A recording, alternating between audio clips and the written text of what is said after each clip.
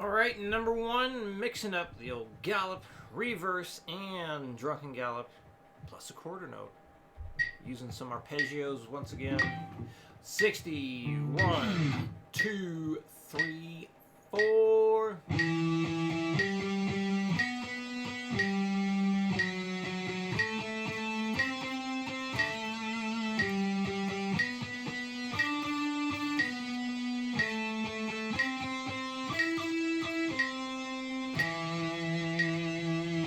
120, 1, 2, 3, 4.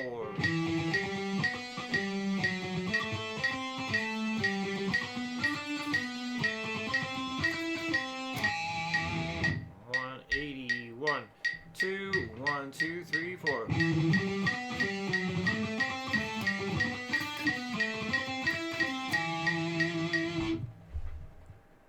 Number two. More of the gallop, reverse gallop, drunken gallop. More arpeggios being used. 60, 1, 2, 3.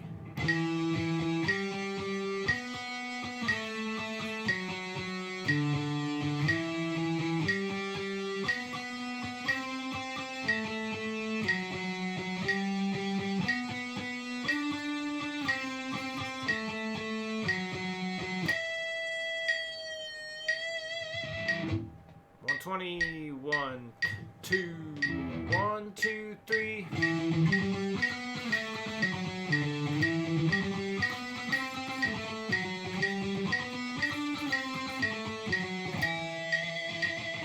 180, 1, 2, 1, 2, 3.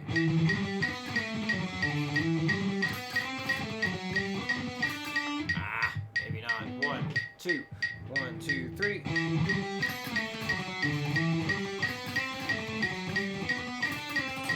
Damn it. Let's try 160. 1, 2, 1, 2, 3.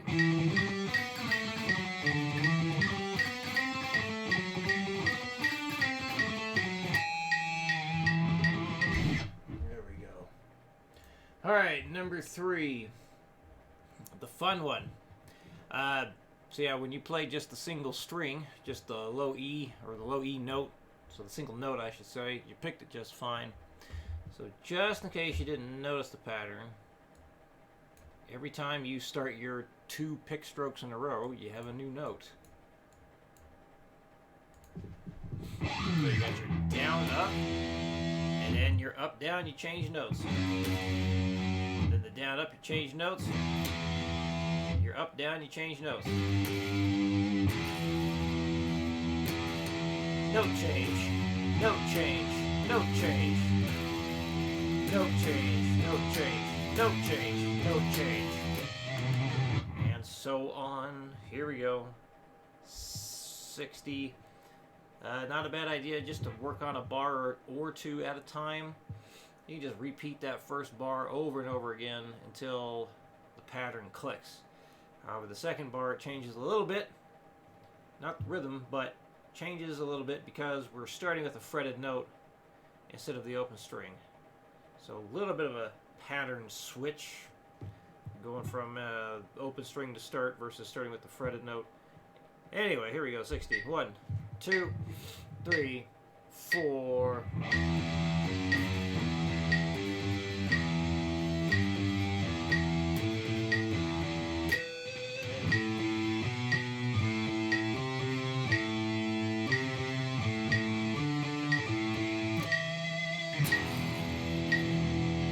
20, 1, 2, 3, 4.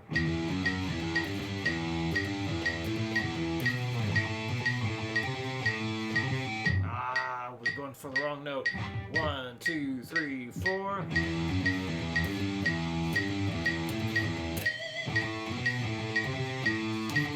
Man, I did it wrong again. I need to just look at the screen.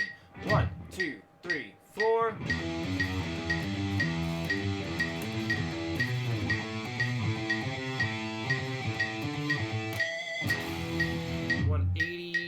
1, 2, 1, 2, 3, 4.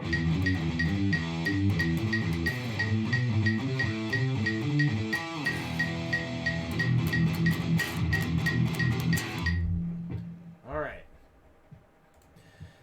Next scale memorization thing. That's the wrong size. We can just do this. 2 strings at a time. Bottom 2. Here we go. 1, 2, 3, 4.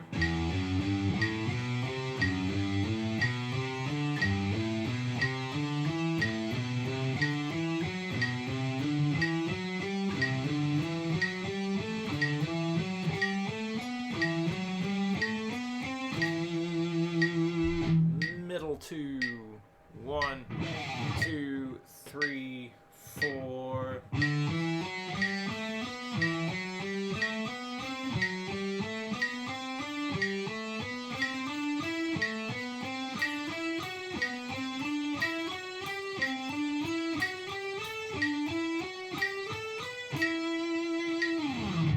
Top 2. 1, 2, 3, 4.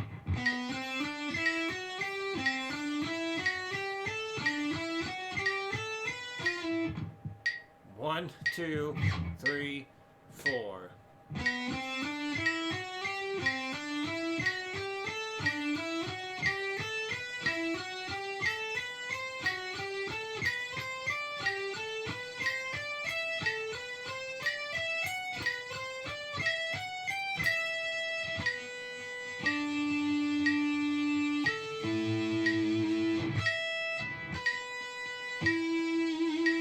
There we go. That's the sound I was going for. Alright, this deal here. So, name of the string you start on at the end of each line. Keep it simple with the chords, just inputting it there. But eventually I'd like you to come up with some kind of picking pattern or strumming pattern that sounds interesting to you. Kind of push the creative boundaries. So, a couple things you can do. You can do it clean, obviously. You could do something like, actually, let's do this first. So you're going to be starting down here. So remember, start with the straight ahead triad, just your 1, 3, 5. No inversion to begin with, but use inversions to go from one to the next. So I'm going to do this up here. So starting with our C chord. The 4 chord is next. So you want to ask yourself, does the C chord share any notes with the F chord? So C, E, G for the C, F, A, C for the F chord. So they both share the C note. So the C note is the 5th interval of F. So if we're going to start with the 5th interval, that means we have the 2nd inversion. So that means we need to go 5, 1, 3. So F would be in the middle. So we're going to go this F, or this C to this F, and I'm demonstrating this in a place that you're not writing to not give too much away. But I want to demonstrate this somewhat so you know exactly what we're trying to do. So anyway, because that C chord and the F chord share the same C notes, they share a C note, we want to keep it right there in the same spot. So 5th chord or 5 chord is G, so we could just slide it up here. But let's use another inversion to use the inversion, and I say take even less space. So from here, because the F and the G chord, they don't share anything. And anytime you see Roman numerals next to each other in this, like going 4 to 5 or 2 to 3, they're not going to share any notes. You have to have numbers in between them. Anyway, so the F chord and G chord, they don't share anything, right? So what I would like to do at this point is, instead of sliding up to here, and we're going to keep everything on the same set of strings. So every time you start on the low E string, everything's going to start on the low E. When it says start on the A string, everything starts on the A string. So that kind of rules things out, because we're not going to go down here to this non-inversion G chord. And we can't just go to an open string there. because we'd have to play a note way up here. It wouldn't work. Well, it's not using the chord shapes we're studying, right? So that leaves us with the first inversion G chord here. So when the root note is at the top of the chord, there's your first inversion. So that's a thing to help out with remembering what you can use.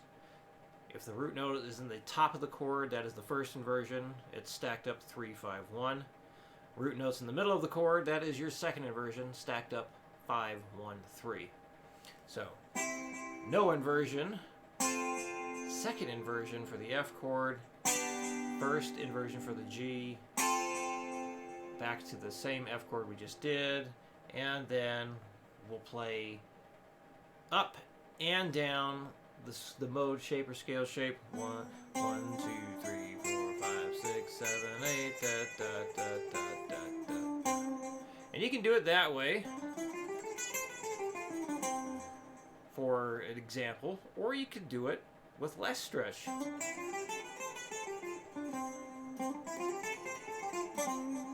Doesn't really matter, so long as we're going root to octave, back to the root.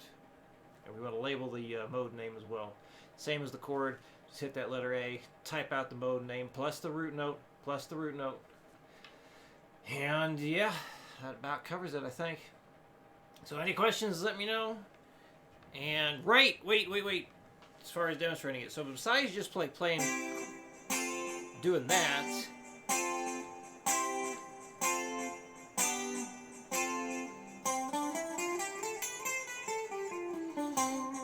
you could do something like, don't do that, that was bad.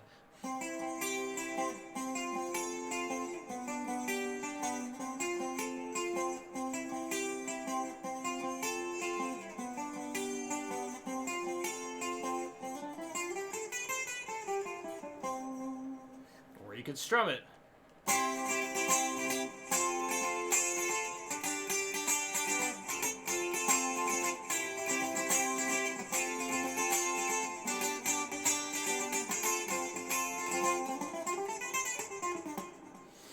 Or make it more metal.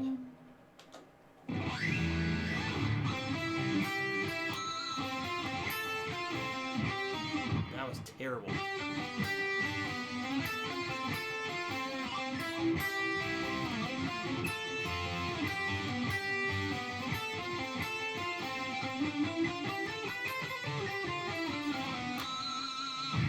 Of course, I would just keep the ending simple. But if you're doing something like that, more, let's say, down here.